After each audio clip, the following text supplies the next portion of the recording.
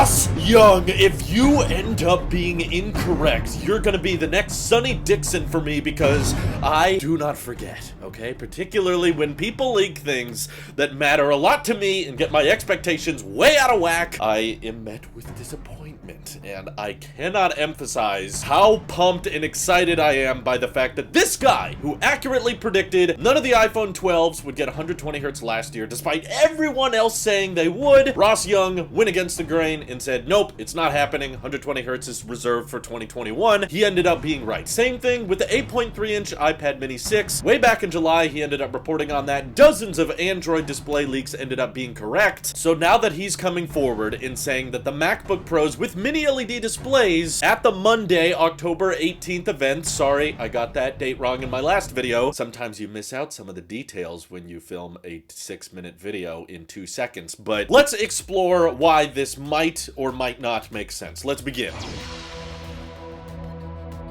As you guys know, 120 Hz kind of matters a lot to me. Ever since Apple brought it to the iPad Pro, I've instantly wanted it on everything. Literally, bring it to TVs, bring it to the iMac, bring it to MacBooks, bring it to the Apple Watch for all I care. I'm a huge fan of that buttery smooth refresh rate display, and if you guys recall from my iPhone 13 Pro Max review, I couldn't shut up about it. Basically, the entire time I used that phone, I was like, oh my god, this display is so golden, and it was likely my biggest complaint of the iPad mini 6. I was like, yeah, this is a great form factor, I love the performance, all this, yeah, but 60 Hz. And I'm so used to iPads being 120, now going finally after like 4 years to an iPad that doesn't have it. Safe to say, I care about 120 Hz probably way more than I should. So the idea that maybe my iPhone and my Mac could have 120 Hz within the next couple weeks, that gets me super duper pumped. And Ross Young is a very reliable leaker, as I've talked about in the past, because he is a supply chain analyst. It's not so much like, oh, I'm gonna tweet out this thing that someone DM'd me on Twitter. No, he researches supply chains and figures out what parts and what components Apple is ordering from, and he's reporting that Apple is buying these mini LED displays from the exact same suppliers that Apple bought them from for the 12.9-inch iPad Pro, and of course that is 120 Hz. It did come with a bit of a price hike, so yeah, that was $100 more, a bit 10% higher for the overall cost of the product to the consumer, but because Apple's buying these components from LG, he's suggesting with pretty high confidence that the MacBook Pros coming out on Monday will have ProMotion 120 Hz displays just like the iPads do, and it doesn't sound that crazy if you consider, okay, iPads have been powered by Apple Silicon for years and they have 120 Hz. Now MacBooks and higher end Pro devices that are going to be powered by Apple Silicon. So in case you're wondering, well, why didn't they add 120 Hz to the MacBook Air last year or the 13-inch MacBook Pro? You got me beat on the 13-inch MacBook Pro. I think that one is just weird and I wouldn't recommend many people buy it unless you're a diehard Touch Bar fan, but something tells me that MacBook Pro is going to be on the way out soon, considering it has a Touch Bar and these new MacBook Pros are rumored to not have Touch Bars. But we've seen with the iPad line that Apple is comfortable making ProMotion a premium feature. Now we've seen that with the iPhone line as well. Pro iPhones, they got 120 Hz. Pro iPads, they get 120 Hz. The entry-level iPhones, entry-level iPads do not get it, so it makes sense that with entry-level MacBooks, they would get 60 Hz and not upgrade those, but perhaps these upgraded mini LED MacBook Pros would get the buttery smooth refresh rate as a selling point. But now, for the sake of the argument, because I know I'm a big fan of 120 Hz and I want it on everything, I'm gonna play devil's advocate here. Even though Ross Young has a very reputable track record, I'm just gonna go out on a limb and say why it doesn't perhaps make sense for the new MacBook Pros. Well, the primary reason they brought it to iPads was honestly because they wanted to demonstrate the low latency of the Apple Pencil. With the Apple Pencil, they were showcasing how natural and how immersive of a drawing experience it could be, so having the high refresh rate kind of made sense for that. With an iPhone, it starts leaning more into the, okay, let's just do a high refresh rate because people get the illusion that the display and the animations are faster. It makes the phone feel more responsive. Even though functionally it doesn't really add much to the iPhone, it still is something that more and more people are noticing. In fact, I knew a lot of people that noticed 120 Hz on the 13 Pro, but didn't notice it on the iPads. Maybe because it's an OLED display and the pixels have a higher response time. That's not really the case though with these new MacBook Pros. So what exactly is going to be the selling point of these new MacBooks having 120 hertz? Because a lot of us, particularly with Macs, are just doing video editing, photo editing. There's not even really as many animations with Mac OS as there is with iOS, where you're jumping between apps and things are zooming out and zooming in a lot when you're opening different applications. Whereas on a Mac, you typically click the app on the dock and the window just pops up. Occasionally you have like windows being minimized and you move around stuff, but safe to say from a functional standpoint, this might eat into your battery life a little bit. So perhaps that's why some people wouldn't want 120 hertz turned on. I'm sure it would be optional. And of course, in the gaming community, a high refresh rate display gives you a competitive advantage, but this is a Mac we're talking about, and we know how Apple and the Mac have never really been great at meshing with games. Even with Apple Arcade, I'm sorry, I've tried a lot of those arcade games on the Mac, and they're not optimized very well. Arcade games are clearly meant to be on iPhone and iPad primarily, occasionally even the Apple TV, but are there really going to be a lot of competitive gamers willing to switch to a Mac? Because that's going to be using a different architecture. It's probably not going to have most of the games they care about. Microsoft doesn't seem too interested in bringing Windows 11 support to the Mac through a dual boot option. I don't even know if Apple